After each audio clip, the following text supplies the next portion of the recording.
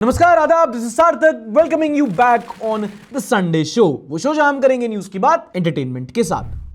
Protest आजकल देश में बहुत ज्यादा बहुत जगह पे चल रहे हैं। जैसे सीजेपी ने शुरू किया है स्कूल ठीक करो आंदोलन, जिसमें वो गांव खेड़ों के सरकारी स्कूल्स में जाते हैं और उनकी व्यवस्था देखते हैं। अब सरकारी स्कूल की व्यवस्था कैसी है वो आपको पता ही है। तो जब बैड पब्लिसिटी होने लगी तो राजस्थान और यूपी की अथॉरिटीज ने कहा कि बिना परमिशन के किसी को भी स्कूल बिल्डिंग में आना अलाउड नहीं होगा। और ऐसा क्यों? क्योंकि ना बिल्डिंग में स्कूल है और ना स्कूल में बिल्डिंग है।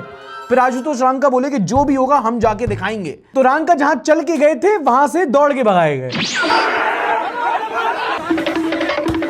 बाद में रांका ने बोला कि ये बीजेपी वालों ने गुंडागिर्दी की है। बीजेपी वालों ने बोला हमने कुछ नहीं, वहीं के लोकल लोगों ने भगाया है क्योंकि ये स्कूल की बिल्डिंग तोड़ने जा रहे थे।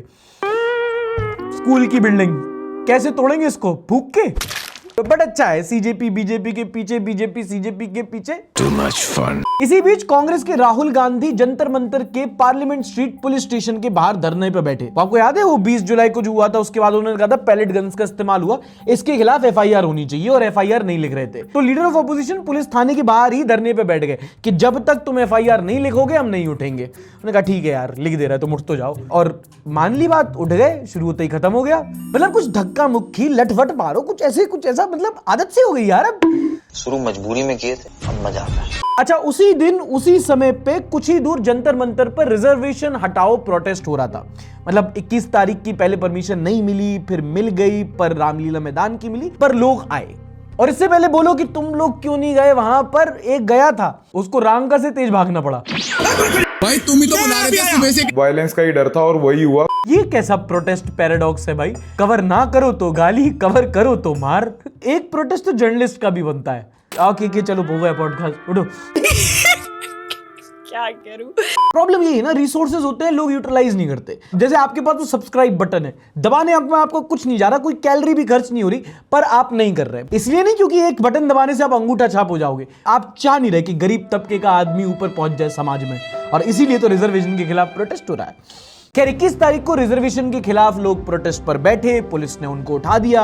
उसके बाद बहुत वीडियोस आई कि भैया सीजेपी वालों को तुमने बिठा के रखा था, हमें क्यों हटा रहे हो, हम तो वो नारे भी नहीं लगा रहे। एक तो मुझे ये समझ नहीं आता कि जनता के अंदर ही कौन सा एंटी जनता नैरेटिव है कि सीजेपी प्रोटेस्ट को नीचे दिखाए, कोई दूसरा प्रोटेस्ट जस्टिफाई नहीं होता। उनके साथ ऐसा हुआ था, 30 दिन बाद बात करने आए थे, तुम्हारा 30 घंटे के अंदर प्रेस कॉन्फ्रेंस कर दी, तुम्हें सिर्फ उठाया, वहां सर खोल दिए थे। सीजेपी के प्रदर्शन को और इस प्रदर्शन को आप कैसे देख रहे हो? अलग कैसे? सीजेपी का प्रदर्शन था एंटी नेशनलिस्ट का, और ये है नेशनलिस्ट का प्रदर्शन। लाखों बच्चे एंटी नेशनल हो गए। जनता का प्रोटेस्ट, जनता को गाली देके जनता से ही सपोर्ट क्या हो रहा है ये? I'm just trying to make a point. You can't protest for a better nation by calling fellow citizens anti-nationals. Same सरकार, same police, same dynamic. Questions versus accountability. लेकिन दूसरे को नीचा दिखा के आप खुद को ऊंचा बता नहीं सकते। पिक मी बन के प्रोटेस्ट नहीं होता। खैर इस टेंजेंट पे निकल गए तो बात खत्म ही नहीं होगी। Let's talk about the topic in hand. Reservation. अगर आप कह रहे हो रिजर्वेशन हटाओ, it will be opportunity lost because it's not just extreme and impractical, it's stupid. Reservation में संशोधन, रिफॉर्म होने चाहिए। आज मैं खुल के बोल रहा हूं और आने वाले टाइम में बहुत सारे लोग बोलेंगे, क्योंकि अकाउंटेबिलिटी का ही ट्रेंड है ना। तो इस एस्पेक्ट में मांगने में क्या गलत है कि जितना दिया गया, जिन लोगों को दिया गया, जितने टाइम से दिया गया, उसमें एससी, एसटी, ओबीसी समूह की कितनी जातियों का अपलिफ्टमेंट हुआ। रिजर्वेशन में जनरल की तो बात ही नहीं कर रहे, विद इन द मार्जिनलाइज कितने ऐसे हैं जो अभी ओवर रिप्रेजेंटेड हैं, कितने अंडर रिप्रेजेंटेड हैं, और कितने अभी भी अनरिप्रेजेंटेड हैं। मैं तो कह रहा हूं within the marginalize reevaluate and redistribute, and maybe after that we can talk about the economically weaker section। पर किंतु परंतु अगर आप सपोर्ट करते हो तो हम्बली एक बात सुन लो मेरी, बाद में you can agree to disagree. Reservation casteism के बिना पर दिया गया, और बिना कास्टिज्म पर बात किए खत्म भी नहीं होगा। ब्राह्मण और ब्राह्मणवाद में अंतर होता है, समझो। आपको जनरल छोड़ो, एससी, एसटी, ओबीसी समाज का भी सबका सपोर्ट चाहिए, तो मुद्दा बड़ा है, आंदोलन छोटा होकर रह जाएगा अगर आप ब्राह्मण और ब्राह्मणवाद का अंतर नहीं समझोगे। कौन सीरियसली लेगा भाई जब आप सेम जगह पे बोल रहे हो जात पात खत्म करो, पर ब्राह्मणवाद जिंदाबाद, ठाकुरवाद जिंदाबाद, बनियावाद जिंदाबाद, और पता नहीं कितने वाद जिंदाबाद। आपको समानता भी चाहिए पर जात पात भी खत्म नहीं करनी। ये पता कैसा है? केएफसी में बैठ के वीगनिज्म की बातें करना। इन माय पर्सनल ओपिनियन अगर कोई रिजर्वेशन के खिलाफ है, उसको कास्टिज्म के भी खिलाफ होना चाहिए। You can't and inferiority and shield superiority at the same time. And again स्टेटिंग, ये मेरा पर्सनल ओपिनियन, व्यक्तिगत विचार है। हो सकता है इसमें कुछ कमी रह गई हो, कुछ बेटर कर सकता हूं। आप जनरल हो, ओबीसी हो, रिजर्व्ड, अनरिजर्व्ड, जो भी आपके अपने विचार हैं, कमेंट सेक्शन में एक बार जरूर लिखना। एक दूसरे से सीखेंगे और ऐसे ही संवाद शुरू तो होगा। फेस्टिव सीजन शुरू हो गया है, लेकिन मिठाई आने से पहले ही उसमें थोड़ी सी खटास आ गई है। पिछले पता नहीं कितने सालों में ऐसा पहली बार हुआ है कि भारत में चीनी की कमी पड़ रही है। Yes, first in my bloodline to say Indians are running low on sugar. सिर्फ पिछले 2 महीनों में भारत में चीनी के दाम 40% से बढ़ गए हैं। रिटेल में चीनी का दाम 45 रुपए किलो से बढ़कर 65 रुपए किलो हो गया है, और कुछ कुछ जगह तो 70-75। इस बार क्या दिवाली पे सोन पापड़ी भी नहीं मिलेगी क्या? साला ये दुख का खत्म नहीं होता बे। अब बेसिक इकोनॉमिक्स, प्राइस बढ़ा क्योंकि डिमांड ज्यादा थी और सप्लाई कम, और इसी को काउंटर करने के लिए सरकार ने 10 साल में पहली बार 10 लाख टन चीनी को इंपोर्ट, आयात करने का डिसीजन लिया है। India is the second largest producer of sugar in the world, और इंडिया अगर शुगर इंपोर्ट कर रहा है तो ये अपने आप में बहुत बड़ी बात है।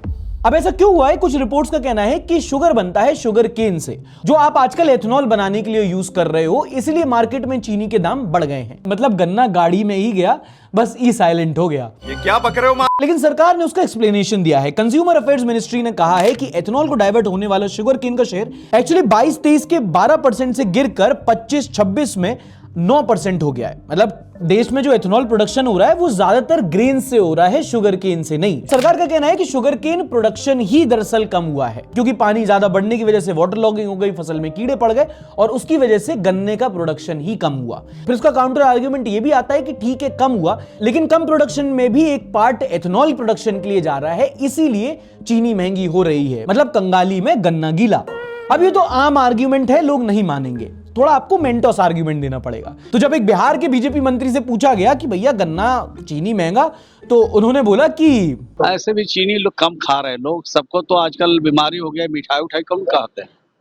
आजकल तो सब डायबिटीज के शिकार हो रहे हैं। तो मैं समझता हूँ कि चीनी के दाम के बढ़ोतरी से कोई फर्क पड़ने वाला नहीं। तुम समझ रहे हो, हमारे लिए किया है। ये क्या सुन रहा हूँ मैं? सरकार ने चीनी के दाम इसलिए बढ़ाए ताकि लोग चीनी कम खाएं और डायबिटीज कम फैले और हम स्वस्थ भारत की तरफ बढ़ पाए। भाई बोलते बोलते ना मैं कन्विंस हो गया 2 मिनट के लिए।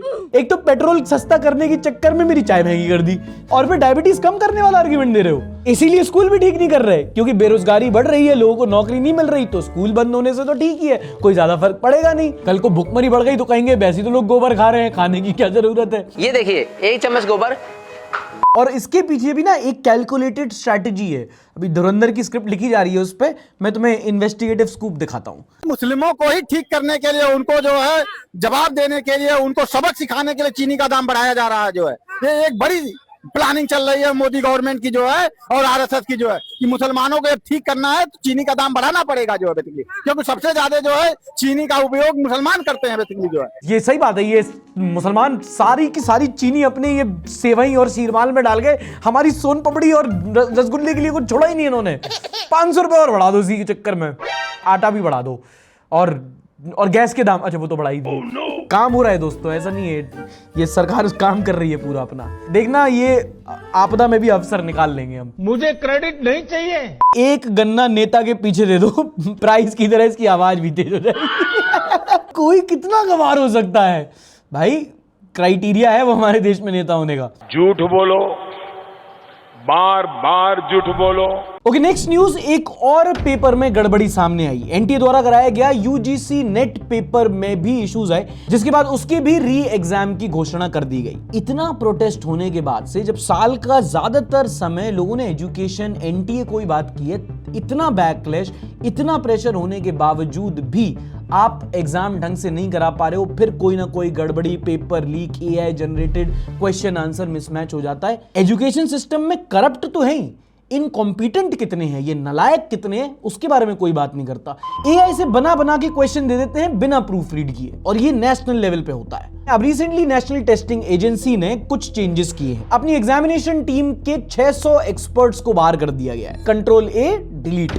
और ये एक्सपर्ट्स तो फिर भी कॉन्ट्रैक्चुअल कंसल्टेंट्स हो सकते हैं। एनटीए ने अपने 50 से ज्यादा स्टाफर्स को भी हटा दिया है। ये ह्यूमन रिसोर्सेज में चेंज हुए हैं और सिक्योरिटी के लेवल पे भी confidential rooms, device deposit protocols, air gapped computers और क्वेश्चन पेपर के लिए 4 टियर चेकिंग सिस्टम। बातें तो ऐसी कर रहे हैं जैसे लग रहा है स्कोडा की गाड़ी खरीदने जा रहा हूं। ये टीपीएमएस, ये एयर बैग्स, इतने हॉर्स पावर, कर लो ग्राउंड पे 4 tyre checking system. Question paper भी सोचेगा साला एग्जाम लेने आ रहा हूं देने।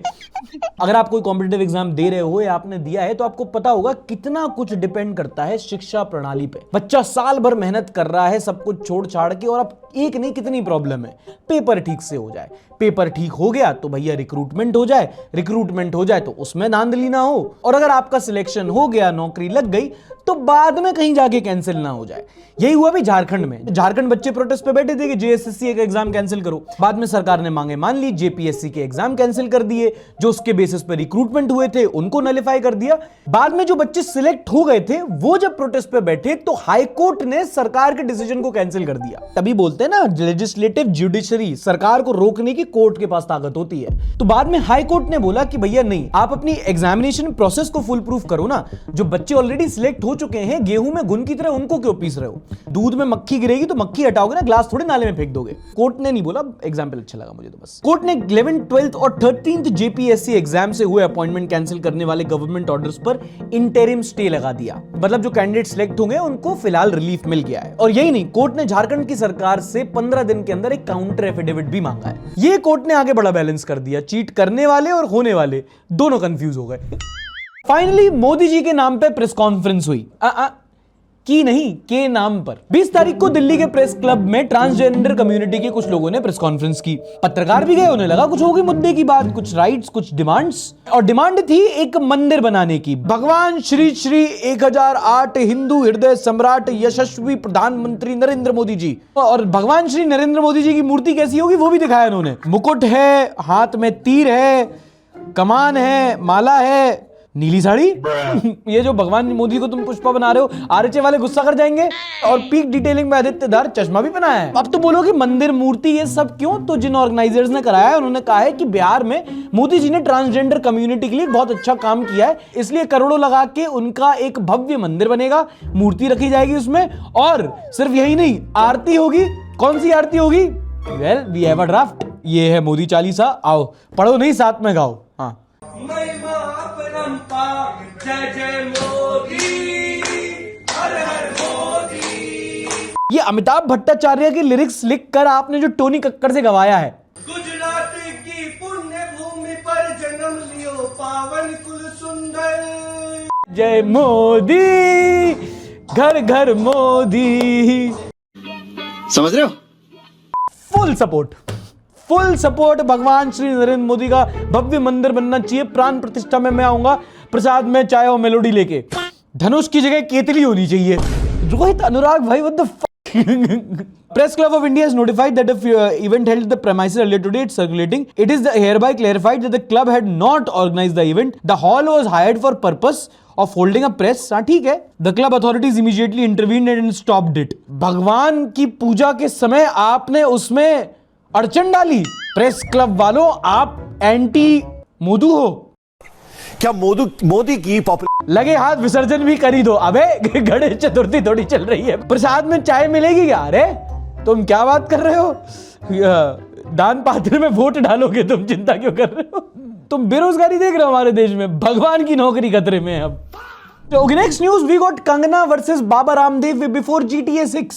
अच्छा, थोड़ा सा कॉन्टेक्स्ट देता हूँ। आपको याद होगा रिसेंटली कंगना ने बोला था कि ये जेन जी, ये गटर जनरेशन है, जिसके बाद इवेंचुअली एंड ऑब्वियसली वो कहानी ऋतिक और कंगना तक चली गई। और रिसेंटली बाबा रामदेव भी बड़े बदले नजर आ रहे हैं। बोल रहे हैं कि सरकार नहीं सुनती है तो ऐसा ना हो कि बाबा रामदेव को प्रोटेस्ट करना पड़े दोबारा। हाँ दोस्तों, एक जमाना था और बहुत पुराना जमाना था। आखिरी बार जब बाबा रामदेव प्रोटेस्ट में थे तब अर्नब गोस्वामी टाइम्स नाउ में, सचिन तेंदुलकर रिटायरमेंट में और नरेंद्र मोदी पीएमओ में भी नहीं थे।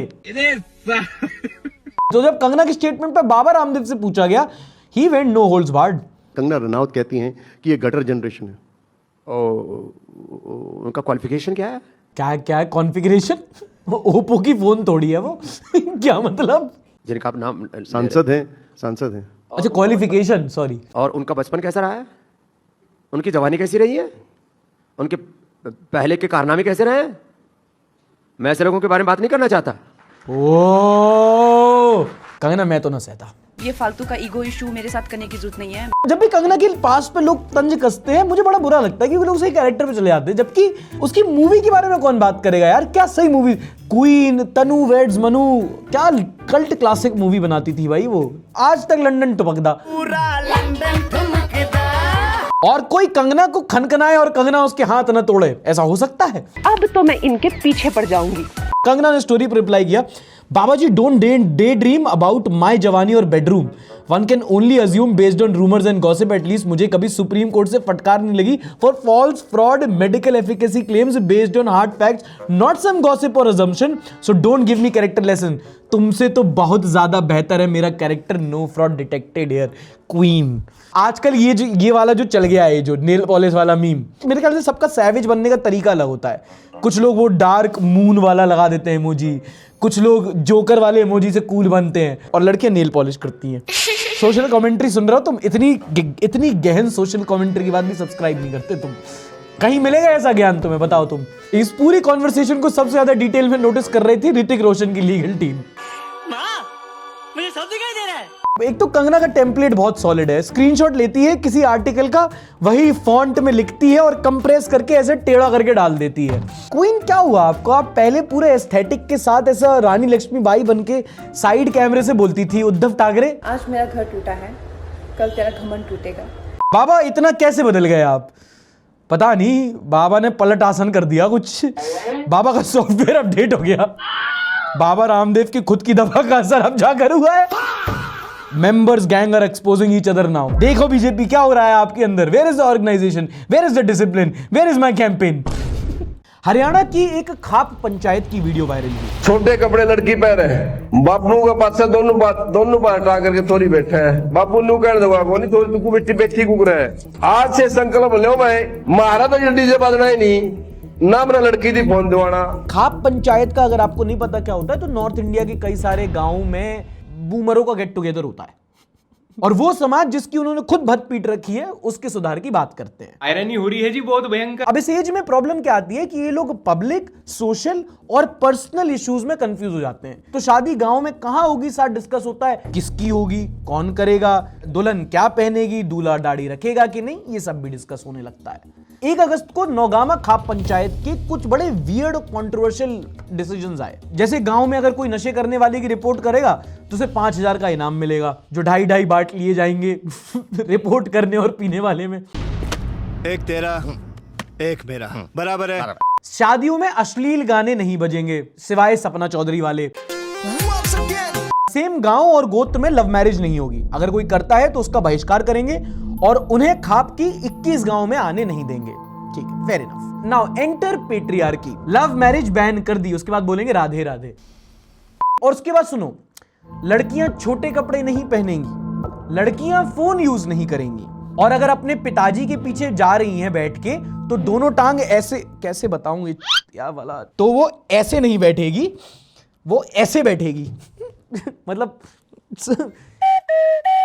पहले तो लड़कियों को कोख में मार देते थे, आज इन्हें जीते जी मार दो। पूरे संसार में सबसे कम लड़कियां हरियाणा में हैं। दिमाग पर असर पड़ता लोगों का कि भाई छोरी पैदा ना करें, इतनी खराब है। ये लो टेस्टोस्टेरोन मर्द की पहली पहचान हुआ। अगर कहीं उसका बस नहीं चलता तो औरत ने संस्कारी और सभ्याचार सिखाने निकले अगर वो, क्योंकि और तो मारेंगे चूतड़ा पलात। दूसरे दिन अपनी ये विधानसभा बैठा के ये बकचोदी करके चले जाओ। कपड़े अपने हिसाब से नहीं पहनेगी, फोन यूज नहीं करेगी, किस टाइम पे सोना है, किस टाइम पे उठना है, सांस कब लेनी है, वो छींक मारनी है तो ऐसे करके करनी है, ऐसे करके करनी है, ये सब कौन बताएगा लड़कियों को? ये इंपॉर्टेंट डिटेल्स मिस कर रहे हो यार आप। ऑन टॉप ऑफ कि घर में लड़की होगी कि नहीं, छोरा चाहिए जी, अल्ट्रासाउंड करा के राष्ट्र भर का सेक्स रेशियो खराब कर देंगे। बालक के लालच में सदियों सदियों से जो छोरियां मारते आ रहे हो बुड्ढो, उनका जवाब कौन देगा? अब ये पेट्रियार्कल सोच है, सेक्सिज्म है, लड़की पे कर्व कर रहे हो तो लड़के पे क्यों नहीं कर रहे हो, ये बेसिक बातें मैं बताता अच्छा नहीं लगूंगा, बुड्ढों को स्कूल में सीखनी चाहिए थी। तुम बोलोगे कि स्कूल में बातें थोड़ी सिखाई जाती हैं, तो इनका मुद्दा स्कूल में एजुकेशन थोड़ी होगा, इनका होगा कि बच्ची फ्रॉक पहन के जाएगी कि सलवार पहन के। That's the problem. बट मैं यहाँ चाहता हूं कि हरियाणा के जेंजी ही हरियाणा के बूमर को सबक सिखाएं। अच्छा, अगली खबर से पहले आपको पता होगा कि आजकल मार्केट में एआई का यूज सब लोग अपनी लाइफ में कर रहे हैं। कोई अपने आप को एआई से यूज करके अपस्किल कर रहा है, या फिर कोई एआई स्लॉप कंज्यूम कर रहा है। मैं हल्कू हूं रे, मैं आलू हूं रे। और अगर अभी तक आपने स्किप नहीं किया तो कोई ब्रांड इंटीग्रेशन नहीं है ये। आधे लोगों ने यही रिमोट उठा लिया होगा कि आ गया स्केलर, आप स्किल की बात करेगा। नहीं यार, sponsor win some lose some. अब हम लोग एआई की बात ना बहुत कभी-कभी लिमिटेड सेंस में करते हैं। बट रिसेंटली एक पोस्ट पढ़ा विच वाज वेरी होलसम। किसी ने लिखा कि वो कैब में ट्रैवल कर रहे थे, जो कैब ड्राइवर था वो एआई से बात करके इंग्लिश सीख रहा था। तो उन्होंने पूछा कि आप क्यों सीख रहे हो, तो बोलते हैं कि मेरी बच्ची है वो भी इंग्लिश सीख रही है और अपनी छोटी बच्ची को वो इंग्लिश सिखा पाए, इसलिए वो चैट जीपीटी से खुद इंग्लिश की प्रैक्टिस कर रहा था। चैट जीपीटी को उसने कोच बना रखा था और वो खुद थोड़ी बहुत टूटी मोटी इंग्लिश बोलता, सामने से एआई उसको करेक्ट करता, फिर वो कुछ और बोलता। And very simple story, but isn't it beautiful? क्योंकि यूजुअली हम लोग मानते हैं कि new technology is for the upper strata of the society. खासकर जब आजकल एआई की बात होती है तो हम लोग कितने कॉम्प्लेक्स टर्म यूज करते हैं, प्रॉम्प्टिंग, ऑटोमेशन, करियर अपस्किलिंग, हम ही कितने प्रमोशन करते हैं। बड़े बड़े काम भी होते हैं, छोटे छोटे भी। स्कूल में फ्रंट बेंचर असाइनमेंट लिखवा रहा है, back bencher pickup lines. Oh, that it shouldn't have gone to this direction, but you get my point. जमीनी विवाद पर लड़ाइयां हो जाती हैं। कभी मिठाई विवाद सुना है? यूपी के उन्नाव में दो भाई रहते थे, बड़ा भाई शानू और छोटा भाई नूर। शानू की बेगम सबरीन है और नूर की फातिमा। संडे को नूर और फातिमा ने रसमलाई मंगाई और कहा कि अभी नहीं खाते हैं, ठंडी होने के लिए फ्रिज में रखते हैं फिर खाते हैं। यहाँ देवरानी ने रसमलाई फ्रिज में रखी, वहां जेठानी ने निकाल के खा ली। फिर क्या देवर ने तेवर दिखाए, नूर ने पूछा कि मेरी मलाई क्यों खाई? This sounds so creepy. फिर क्या भाई भाई भाई में लड़ाई, टीम नूर वर्सेस टीम शानू। नूर ने बोला रसमलाई तो खाई, क्या हुआ? शानू बोला शानू डजंट शेयर फूड। लात घूसे कैंचियां वेचियां चल गई भाई। कैंचियां क्यों चली? क्या काट रहे थे? Things that happen only in UP. हाँ, ये पहली बार नहीं है। रसगुल्ले गुलाब जामुन के चक्कर में मैंने बारातें पिटते देखी हैं। इस पर बायोपिक बनेगी भाई, द रिवेंज ऑफ रसमलाई, और अक्षय कुमार हलवाई बनेगा उसमें। जोर से बोल के लोगों को स्कीमें बता दे। इसका कारण नरेंद्र मोदी है। चाय तक तो ठीक था यार, तुम तो पीछे ही पड़ गए। रसमलाई एक महाभारत, कितनी सेक्युलर पिक्चर होगी नहीं? रसमलाई की वजह से लड़ाई वड़ाई होनी चाहिए। मेरे पास कोई मोरल हाई ग्राउंड नहीं है, सिर्फ समोसे की चटनी खाने के लिए मैंने अपने भाई की चटनी बना दी थी। अच्छा, आपको याद होगा रिसेंटली अडानी ग्रुप और यूएस कोर्ट्स में बड़ा टसल हुआ था, कई सारे आरोप लगे थे। रिसेंटली क्लीन चिट मिल गई। इसी बीच वॉशिंगटन पोस्ट में ये वाला आर्टिकल छपा था। रवि नायर नाम के जर्नलिस्ट ने रिपोर्ट लिखी थी और उस रिपोर्ट में क्लेम किया गया था कि सरकार एलआईसी द्वारा अडानी की कंपनीज में लगभग $4 बिलियन का इन्वेस्टमेंट करने जा रही है, which accounts about 35,000 crore rupees. Now I want to quote the lines from the article, and in a while you'll know why. The Washington Post detail how Indian officials drafted and pushed through a proposal in May to steer through roughly $3.9 billion in investment to Adani's businesses from the Life Insurance Corporation of India, a state-owned entity primarily responsible for providing life insurance to poor and rural families. LIC ने इस report को खारिज किया था और बोला था भैया आप आरोप लगा रहे हो, हमारे सारे इन्वेस्टमेंट इंडिपेंडेंट है, हम पे कोई प्रेशर नहीं आ रहा, हमें तुमने इंडियन मीडिया समझ रखा है। यूर दिमागी नक्सल। बाद में अडानी पोर्ट्स ने गुजरात में रवि नायर के खिलाफ एक डिफेमेशन केस फाइल किया। नायर गुजरात हाईकोर्ट गए, उन्होंने कहा भैया हम तो रिपोर्ट कर रहे हैं, ये एफआईआर किस बात की? हाईकोर्ट ने कहा कि नहीं, आपने आर्टिकल लिखा है, एफआईआर कैंसिल नहीं करेंगे, देखना पड़ेगा कि आपने जो डॉक्यूमेंट्स पब्लिश किए हैं वेरीफाइड हैं कि नहीं। 11 तारीख को कोर्ट ने कहा, 17 तारीख को कोर्ट ने नायर के घर पर एक रेड करने के लिए वारंट मांगा और वारंट मिलने के कुछ ही घंटों के अंदर रेड भी हो गई। 11, 12, 17 इतना डेट स्पेसिफिक काम हो रहा है ना, मुझे तो ये क्लिप याद आ गई। 20 तारीख को पब्लिक को पता चलेगा कि तेरा टक्कर लेने वाला कोई मर्द आया है। 25 तारीख को लोगों के मन से तेरा खौफ खत्म हो जाएगा और 1 तारीख को तू फिनिश। अगले इलेक्शन में अडानी भाई को सीधा वोट करते हैं, बीच में मिडिलमैन क्यों चाहिए? मैंने एक चीज नोटिस की है दोस्तों, ये जितने कमेंट सेक्शन में लेफ्टिस्ट बनते हैं ना, इनके पोर्टफोलियो में अडानी का शेयर जरूर होता है। This is business. अब की बार अंतिम सत्य। अबे just wait, very soon India to become Adania. Well, Adania has a nice ring to it. ऐसा नहीं लग रहा कोई प्राइवेट आइलैंड का नाम हो अडानिया, या कोई मतलब अडानिया क्रूजेस, अडानिया एक्सपीरियंस, अडानिया स्पॉन्सरशिप्स। कोई तरीका है भीख मांगने का? 35,000 करोड़ में से 35 रुपए का तो मिले मुझे कुछ। अब ठीक है, आपने एक बहुत बड़ी कंपनी पे एक बहुत बड़ा आरोप लगाया एंड अंडर डिफेमेशन कोर्ट आपके दस्तावेज चेक कर सकती है। बट जब भी कुछ डिजिटल डॉक्यूमेंट सीज किए जाते हैं तो उसके साथ एक हैश वैल्यू दी जाती है, जिससे पता चलता है कि आगे जाके कुछ टेम्पर तो नहीं किया। मतलब सोचो अगर पेन ड्राइव के अंदर 5 फाइल्स .png थी, कल को कोई छठी फाइल .x.mp4 आ जाए तो कौन जवाबदारी? नायर का कहना है कि उनको वो हैश वैल्यू नहीं दी गई। And this is quite interesting, क्योंकि जब भी कोई ऐसी बड़ी स्टोरी होती है तो बड़ी कंपनी ऑर्गेनाइजेशन के पीछे जाती है, जर्नलिस्ट के नहीं। इंडियन मीडिया की तरह थोड़ी कि दोपहर में तुम्हारे रिपोर्टर लताड़ दिए, शाम को एंकर उसी नेता की चाट रहे हैं। क्या घंटा हो गया है तुम? अब इनका अगला article, Gautam it's done bro. एक और न्यूज आई थी जब वहां पे मेडिकल प्रोक्योरमेंट स्कैम हुआ था। हाँ, दिल्ली के सरकारी अस्पतालों में जैसे वहां पे मेडिसिन, इक्विपमेंट्स, मशीन्स खरीदी जाती ना, प्रोक्योर की जाती हैं, तो अंदर ही अंदर डॉक्टर साहब, मैनेजमेंट ने इन्फ्लेटेड बिल्स बना के स्कैम किया था। मतलब 2.5 रुपए का ORS 15 रुपए में खरीद लिया, 150 की बेडशीट 450 की लगा दी, लाख की मशीन 10 लाख में ले ली। 700 करोड़ का स्कैम पकड़ा गया था, इंक्वायरी भी बैठी थी। अब आरोप लगे हैं, लेकिन सिद्ध तो तब होंगे ना जब इन्वेस्टिगेशन होगी। इन्वेस्टिगेशन के डॉक्यूमेंट्स देखे जाएंगे, लेकिन अगर डॉक्यूमेंट में भी स्कैम कर दिया तो।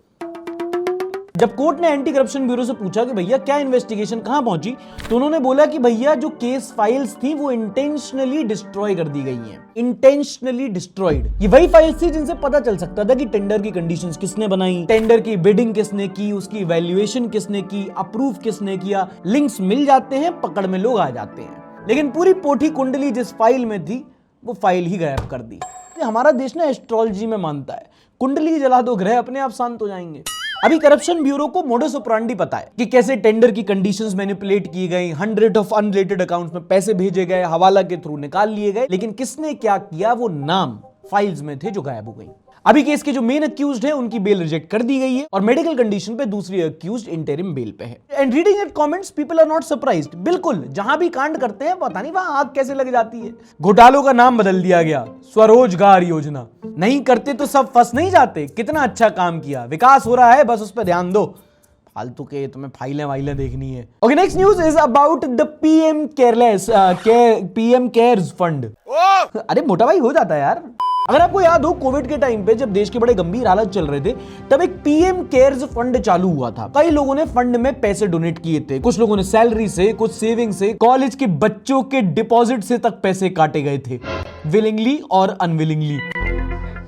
मेरे तभी तो ऐसे बोला कि विलिंगली और अनविलिंगली। मेरे को मेरा पैसा चाहिए मेरे को। कोरोना चला गया, लॉकडाउन हट गया, लेकिन पीएम केयर्स फंड का क्या हुआ किसी को नहीं पता था। कई बार आरटीआई से भी पता करने की कोशिश हुई कि भैया कितने पैसे आए, कहां गए, तो बोल दिया ये भाई पब्लिक फंड नहीं है। जबकि प्रधानमंत्री इसके चेयरमैन थे, home minister, defence minister, finance minister इसके एक्स ऑफिशियो ट्रस्टी थे। मतलब पब्लिक ऑफिशियल्स इस फंड की देखरेख कर रहे थे, लेकिन फंड पब्लिक का नहीं था। इसका मतलब है लेकिन रिसेंटली इन्होंने खुद बताया है कि पैसा पीएम केयर फंड्स में कितना है। पता है कितना है? 8,452 करोड़ रुपए। 8,452 करोड़ रुपए। 8,000 करोड़। इतना पैसा है मेरे पास कि गिनते गिनते थूक खत्म हो जाएगी, पैसा खत्म नहीं होगा। अब आप बोलोगे यार, इमरजेंसी रिलीफ का इतना बड़ा फंड, इतना सारा पैसा, इससे तो बहुत अस्पताल बन गए होंगे, पीएम ने बहुत लोगों की केयर कर ली होगी। तो जी नहीं। पता है 8,452 करोड़ के फंड में से कितना पैसा खर्चा हुआ है? 1 करोड़ भी नहीं। पिछले साल सिर्फ 87 लाख रुपीस खर्च हुए इस फंड से। बाकी पैसा कहां गया? अब नेता हो तो कितने बड़े हैं तो uncle he. 7,800 crore has been invested in fixed deposit। 470 crore जिसका इंटरेस्ट ले चुके हैं ये। एक सेकंड, कोरोना के बाद क्या क्या आया? कोविड के बाद असम में 2-3 बार बाढ़ आ गई, बिहार में बाढ़ आ गई, बंगाल में साइक्लोन आ गया। इमरजेंसी रिलीफ फंड में इमरजेंसी तो बहुत बार आ गई, रिलीफ फंड यूज नहीं हुआ। उसकी एफडी बना रखी है, क्यों? राहुल गांधी की शादी पर तोड़ोगे? And jokes apart guys, this is a major criticism. हमारे देश में जितनी भी बड़ी बड़ी आपदा आई हैं, पोल्यूशन, क्लाइमेट चेंज या कोविड, सबको लेके फंड हैं, पैसे पड़े हुए, पर ये टाइम एंड अगेन देखा जाता है कि उन फंड का यूटिलाइजेशन नहीं होता, क्योंकि पैसा यूज करने के लिए पॉलिसी बनानी पड़ेगी, इंप्लीमेंट करनी पड़ेगी, मतलब काम करना पड़ेगा, पैसा पड़ा रहता है। सोचो 8,400 करोड़, क्या क्या नहीं हो सकता इतने में। बाकी सेक्टर छोड़ो, अगर हॉस्पिटल ही बनाने लग जाए ना तो 400 बेड वाले 300-300 करोड़ के 28 अस्पताल बन सकते हैं। हर स्टेट में एक state of the art hospital. To put it into context, Assam में अभी रिलीफ फंड दिया गया है 146 करोड़ रुपए का। ऐसा ही रिलीफ एक नहीं, दो नहीं, 50 बार दिया जा सकता है। पर पता है इस पे इनको क्रिटिसाइज नहीं कर सकते क्योंकि ये इनकी प्रोफेशन नहीं बल्कि इनकी जनरेशन की दिक्कत है। इनकी जगह हमारे पापा चाचा होते वो भी यही करते। इनकी चुल होती है एफडी बना लो और इनको थोड़ी फाइनेंशियल रीजनिंग दो तो मूलधन से ज्यादा प्यारा तो ब्याज होता है वाले घटिया से डायलॉग देने लगते हैं। PM doesn't care fund, this is PM retirement fund. 8,000 crore का रिटायरमेंट देश खरीदेंगे क्या भैया? And no comment section is incomplete without this comment which was deleted by Narendra Modi. सरकार ने इंसान को सही में कुत्ता बना दिया है। क्या हुई? मध्य प्रदेश के खंडवा में स्ट्रे डॉग्स आवारा कुत्तों का बड़ा आतंक था। पिछले 4 सालों में 13,000 से ज्यादा डॉग बाइट के केसेस रिपोर्ट हुए थे एक शहर में। लोग परेशान थे। वहां की म्युनिसिपैलिटी भी स्ट्रे डॉग्स के स्टेरिलाइजेशन में 40 लाख रुपए खर्च कर चुकी थी। हर दिन कोई कुत्ता काटता था, अगले दिन कुत्ते का काट देते थे। आपको कैसे पता ये?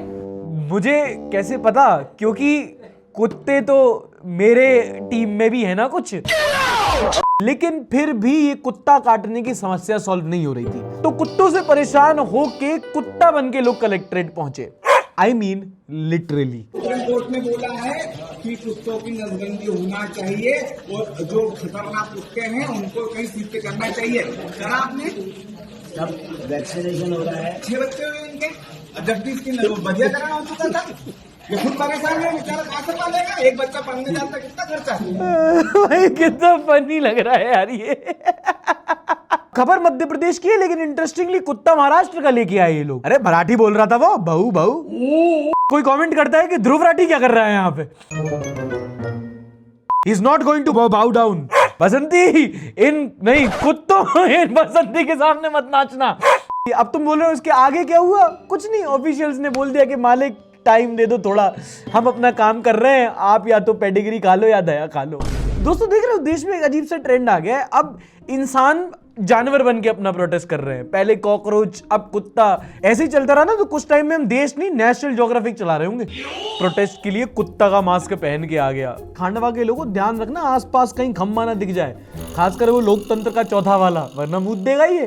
थोड़ी मर्यादा रखिए। विकास की गंगा बहे ना बहे, घोटालों का नाला जरूर ओवरफ्लो होता है। दिल्ली में पोल्यूशन बहुत है, यमुना साफ करने की बात हुई थी और उसके लिए सीवेज ट्रीटमेंट प्लांट STPs लगाने थे। अब ये जब पूरा कालखंड होना था, इसी बीच में आम आदमी पार्टी सरकार रही और बाद में बीजेपी की आ गई। अब एंटी करप्शन ब्यूरो ने कहा है कि ये जो सीवेज ट्रीटमेंट प्लांट बनना था, जिसमें दिल्ली जल बोर्ड का भी काम था, उसमें स्कैम हुआ है और 6 लोगों को अरेस्ट कर लिया गया है। और ये स्कैम जो हुआ है वो पुराने STP सीवेज ट्रीटमेंट प्लांट के अपग्रेडेशन, उनके नए टेंडर्स को लेके हुआ है। आरोप ये लगाया गया है कि आम आदमी पार्टी की सरकार के टाइम पे जब सत्येंद्र जैन वहां पे मंत्री थे, तब दिल्ली जल बोर्ड और प्राइवेट कंपनियों के साथ मिलकर टेंडर देने के टाइम पे स्कैम हुआ, धांधली हुई। और अरेस्ट किस किस को किया गया है? Proprietor Pankaj Verma, Eurotech environment के ओनर राजा कुमार खुर्रा, प्रोप्राइटर नगेंद्र यादव और मंत्री जी सत्येंद्र जैन खुद, उनको भी अरेस्ट कर लिया गया है। दिल्ली लिकर पॉलिसी में भी बेचारे अरेस्ट हो गए थे। पता नहीं ऐसे डेंजरस सिचुएशन में मैं ऑटोमेटिकली आगे कैसे आ जाता हूँ। अब ऑब्वियसली आम आदमी पार्टी का कहना है कि भैया ये बीजेपी की सरकार है तो ये अपना पॉलिटिकल गेम खेल रहे हैं। पंजाब चुनाव की वजह से किया जा रहा है। आरोप ये लगाया गया है कि ऑफिशियल टेंडर फ्लोट होने से पहले ही कुछ प्राइवेट प्लेयर्स को उसकी डिटेलिंग दे दी गई थी, फेवरेटिज्म से टेंडर दिए गए और बाद में किकबैक्स या फिर रिश्वत भी हवाला के जरिए पहुंचा दिया गया। अरविंद केजरीवाल का ट्वीट आया इस पे। Satyendra ji has once again been arrested on the behest of a BJP. How long will the BJP's dictatorship continue like this? Whoever they feel like, they slap false charges on and toss into jail. Their lies will once again be exposed before the nation, but who will compensate for the time spent in jail and the mental torture endured? The cup of the BJP sins has now been overflowed. पाप का घड़ा भर चुका है। सीधा ही लिख देते, chat GPT से ट्रांसलेशन कराने की क्या जरूरत थी? ये पता ट्वीट किया है, सामने अगर कोई बाइट में पूछे कहेंगे कह रहे वो तो भगत सिंह है जी, उसको तो आप जेल में डाल दो, फांसी पे चढ़ा दो। भाई भाई क्या बोल रहे हो? बाइट दे रहे हो, आइडिया दे रहे हो। राघव चड्डी एट वर्क, उसने क्या किया? Join washing machine party and the charges will be washed away. Satyendra Jain join कर ले अगर BJP, crazy. But Kejriwal is right, you have to feel for Satyendra Jain. बात बात पे जेल में डाल देते हैं, पहले दारू की चक्कर में, अब पानी की चक्कर में, अंदर पैक बनवा रहे हो उनसे तुम। अब आप बोल सकते हो पॉलिटिकल टारगेटिंग है, पर ये सुना सुना से नहीं लग रहा है? ये टेंडर चेंज कर देना, एक कंपनी का नाम बार बार आना, उसी कंपनी को फेवर किया जाना, वो कंट्रोल। एजुकेशन बहुत जरूरी है दोस्तों, एजुकेशन। मौत को छू के टक से वापस आ सकते। अगली खबर सुनो पाकिस्तान से। हमारे यहाँ की पुलिस लठ बजाती है, अरेस्ट करती है, बुलडोजर चला देती है, एंड कानून के दायरे में काम होना हो, लॉजिक के दायरे में तो होता है। पड़ोसियों की सुनो। पाकिस्तान में 5 तारीख को इमरान खान की रिहाई के लिए पीटीआई की कुछ लोगों ने प्रोटेस्ट किया। कुछ प्रोटेस्टर्स पे पुलिस ने कार्रवाई की। जिन पे कार्रवाई हुई उनमें से एक का नाम था लतीफुल्ला। लतीफुल्ला को पुलिस ने कस्टडी में ले लिया। पुलिस ने आरोप लगाया कि लतीफुल्ला ने पुलिस वालों पे पत्थरबाजी की। लतीफ ने बोला कि भैया मैंने नहीं किया, मैं कर ही नहीं सकता। उन्होंने बोला चुप रहो, थ्रो करके तू पत्थर मार रहा है, अपने आप को नीरज चोपड़ा समझ रहा है। जब कोर्ट में केस पहुंचा तो जज साहब ने बोला कि नहीं, ये चोपड़ा बन ही नहीं सकता क्योंकि ये तो ठाकुर है। They said in the court, पत्थरबाजी में इसका कोई हाथ नहीं था, जिसमें पत्थरबाजी में इसका कोई म्यूट है। सोचो, इन लोगों ने पत्थर मारने का केस उस पे लगा दिया जो उठा भी नहीं सकता था। Pakistan is not for beginners. पड़ोसी मुल्क की पुलिस क्या फूंक रही है, ऐसी स्क्रिप्ट तो रजनीकांत की पिक्चर में नहीं होती। छोटे हाथ से किया होगा। Does he mean what I think he mean? इसमें मेरा कोई हाथ नहीं है, गॉट रियल। मतलब नमूने दोनों तरफ हैं भाई। We are children of divorce. मुंह से गुलेल चलाई होगी, पर उसके लिए भी तो चिढ़ा रहे हो तुम क्या यार उसे? ये क्या फरमा रहे हो प्यारे भाई? कुछ चीजों में ना पाकिस्तानी और इंडियन हम लोग इतने सिमिलर है ना दोस्तों कि क्या करें। मतलब परेशान सब है, बस यहाँ जनता वहां आवाम हो जाती है। गाजीपुर में इमोन भाई रहते थे। पिस्टल दिखाते हुए गैंगस्टर वाली रीलें, पीछे सिद्धू मूसेवाले का गाना, खूब मजेदार। एक दिन इसी शोबाजी में इमोन भाई ने अपनी ही बेगम की कनपट्टी पे बंदूक तान दी कि सुनो, हाफ डे से पहले मेरी क्वार्टर का इंतजाम हो जाना चाहिए, पैसे निकाल। फिर क्या, बेगम पुलिस के पास पहुंच गई। पुलिस ने इनके नशे उतार दिए, लेकिन इमोन भाई के पास पिस्टल थी। इमोन भाई ने पुलिस वाले की कनपट्टी में ऐसी गोली लगाई और चट चट।